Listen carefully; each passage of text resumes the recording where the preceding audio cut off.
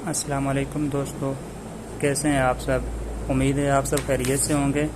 आज की इस वीडियो के अंदर मैं अपना आज का CS302 का पेपर जो मैंने दिया है वो शेयर करने लगा हूँ। तो आप सबको जैसे तुमको पता है कि आज से वर्चुअल यूनिवर्सिटी के पेपर स्टार्ट हो गए हैं।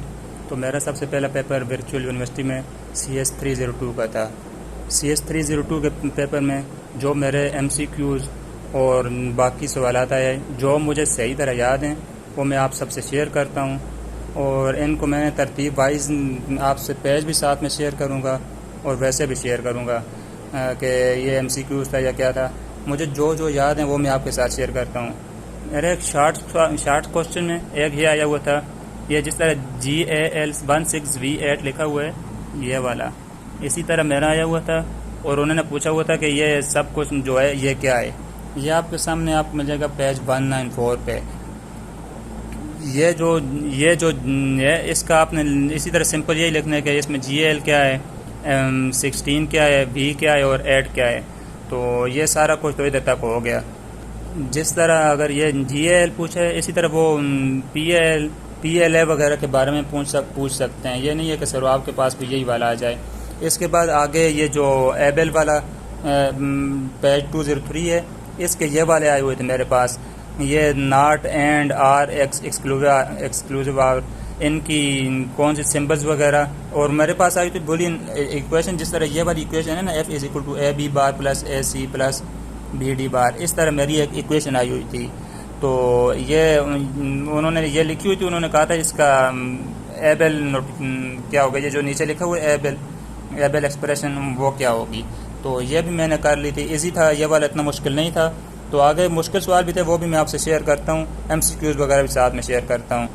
ये लेचेस और फ्लिप फ्लॉप वाला ये बहुत ज़्यादा इंपॉर्टेंट है। आप सबको मैं इसलिए बता देता हूँ कि ये सबसे ज़्यादा इंपॉर्टेंट है। A latch is a temporary device, storage device. मेरा भी यही आया हुआ था, उन्होंने टेम्पोररी की तरह सेकेंडरी, टेम्पोररी, परमानेंट ये लिखा हुआ था ना, ये MCQs में आया हुआ था। इसके बाद इसके नीचे ये जो इनकी लिखी हुई ना, Q = 0 एंड Q बार = 1, तो ये हाई होगा लो होगा, ये वाला भी मेरा आया हुआ था। ये MCQs का मैं बारे में बताऊँ, जो शार्ट या लॉन्ग होगा वो मैं आपको अलग बताऊँगा, मतलब बताऊँगा वीडियो के दौरान ही, लेकिन वो मैं बताऊँगा कि ये शार्ट था या लॉन्ग। ये दोनों MCQs इसी तरह के आए हुए थे। इसके अलावा इनकी ये जो नीचे डायग्राम बनी हुई है SR लैच की, नैंड बेस SR लैच, या ये बना हुआ है नार बेस SR लैच, ये भी आ सकता है। ये नहीं है कि वो एक आधी आएगी। और ये इसकी जो लिखी हुई है ना, ये truth table of NAND base या नार बेस, ये भी चांस होते हैं आने के। मेरा इस तरह का एक आया हुआ था कि 00 किस पे इनवैलिड होगा, ये नैंड था या ना था, ये मुझे सही कंफर्म है, 00 या 11 ये वाला आया हुआ था मेरा, ये पेज 230। इसके बाद ये मेरा एक और MCQ है, ये पेज 255 पे। ये जो लिखा हुआ है monostable devices are also known as one shot, मेरे पास भी ये सेम टू सेम यही MCQ है कि monostable devices are also known as single shot, dual shot या मल्टीपल शॉट, ये इस तरह कुछ आया हुआ था। इसके बाद मेरा एक ये आया हुआ था, इसी तरह का सिंक्रोनस डाउन काउंटर था, ये लॉन्ग में आया हुआ था। 5 नंबर का सवाल था, यही जो सेम टू सेम इस तरह की एक डायग्राम बनी थी। मुझे सही कंफर्म याद नहीं कि ये वाली डायग्राम थी पेज 270 वाली या ये पेज 271 वाली थी, इनमें से ये एक। और उन्होंने 1-2 लाइनें ये जो लगी हुई है ना, ये वाली लाइनें, ये जो इनमें से ये 1-2 मिस थी, उन्होंने कहा था इनको जिस सही एक्यूरेट तरीके से इनको आपस में जोड़ना है कि ये किस तरह जोड़ेंगे, इन सबको आप जोड़ के दिखाएं। तो ये इन दोनों में से एक थी, पता नहीं कौन सी वाली थी, ये मुझे याद नहीं। इसके अलावा एक आया हुआ था 2 बिट अप काउंटर जो होता है उसकी स्टेट डायग्राम बनानी थी। वो बिल्कुल सिंपल, जैसे 3 बिट की 8 सर्कल ड्रा करने, उसके बाद एरोस वगैरह के साथ सिंपल वो शो करते हैं वो करना है। इसमें भी ये सिंपल ही था, मतलब इतना मुश्किल नहीं था। 4 सर्कल लगाने थे और बस उनके साथ छोटी छोटी एरो लगा के बाद 2 बिट अप काउंटर की ये डायग्राम बन जाती है, इस तरह बनानी थी। ये जो serial in shift right serial out, इस तरह ये जो नीचे है serial in shift left serial out, और इस तरह आगे 2-3 और हैं, ये सब जो हैं इनमें से मेरा एक आया हुआ था कि ये जो नीचे नहीं लिखा हुआ सीरियल इन शिफ्ट राइट के लास्ट लाइन में था, after 8 clock signal forward data is completely shifted out. मेरा भी इसी तरह का एक आया हुआ था कि ये मुझे याद नहीं सीरियल इन सीरियल आउट वाला था या सीरियल इन सीरियल आउट या पैरेलल इन आगे जो हैं, इनमें से एक आया हुआ था। ये मेरा शार्ट में था, सॉरी MCQs में था। और ये मेरा एक शार्ट में आया हुआ था IS टाइप IS रजिस्टर, मतलब IS टाइप काम पेन, इनकी कोई पता नहीं क्या लिखनी, स्टेटमेंट लिखनी थी या पता नहीं क्या लिखनी थी। 352 पेज है ये।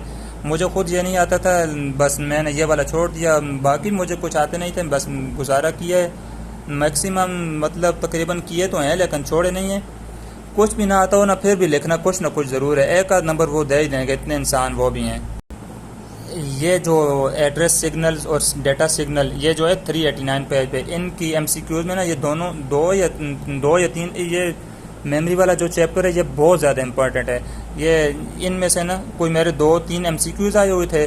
इसके अलावा ये पेज जो है पेज 389 और ये लेफ्ट साइड पे पेज 388, इसमें ये जो इक्वेशन है ना, ये जो लिखे हुए इन्होंने 16 bite R16 multiplied 1024 is equal 16384, इस तरह के मेरे 2 शार्ट आए हुए थे।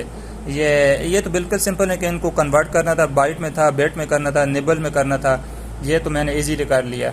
और मेमोरी कैपेसिटी और डेंसिटी, इसका ये जो जो नीचे बने हुए हैं ना, ये दोनों आप बहुत गौर से देख लें, बहुत इंपॉर्टेंट है। ये इनमें से एक न एक लाजमी ही आता है। अच्छा, इसके अलावा मेरी वो ये ISP स्टैंड फॉर ये आया हुआ था कि इन सिस्टम प्रोग्रामिंग इसका बनता है। DRAM आया हुआ था, डायनेमिक रैम। इसके अलावा और भी बहुत सारे आए हुए थे, तकरीबन 5-6 थे जो ये एब्रीवेशन थी। इसलिए एब्रीवेशनों को आप गौर से याद कर लें, देख लें, जो कहीं भी आती है उसको हाईलाइट करें। जिस तरह मैंने ये ज़्यादातर चीज़ें हाईलाइट की हुई हैं, आप इनको हाईलाइट कर लें। अगर आपके पास ये नोटबुक रिटन में है, हार्ड में है, अगर सॉफ्ट में है तो उसमें भी हाईलाइट हो जाते हैं। इस तरह आपके लिए ईजी होगा इनको समझना भी और इनको पढ़।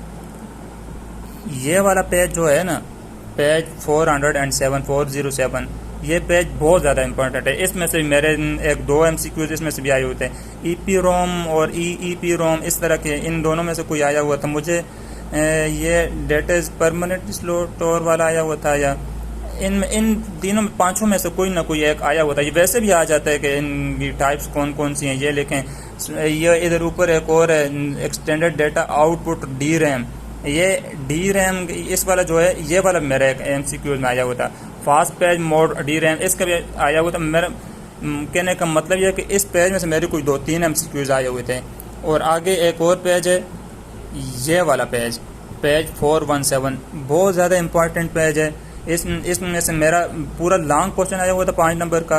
ये SRAM, DRAM, ROM, EPROM, EEPROM, flash, ये वाला मेरा एक क्वेश्चन आया हुआ था लॉन्ग का। उन्होंने लिखा हुआ था इसी तरह के SRAM has high density, true false में आया हुआ था। Has high density, yes no, मैंने इसका नो था, मैंने येस फॉल्स कर दिया। इसी तरह DRAM has 1 transistor cell, yes no, EEPROM, true false, flash. इसी तरह इन 5 में से कोई ना कोई उठा के वो दे देते हैं।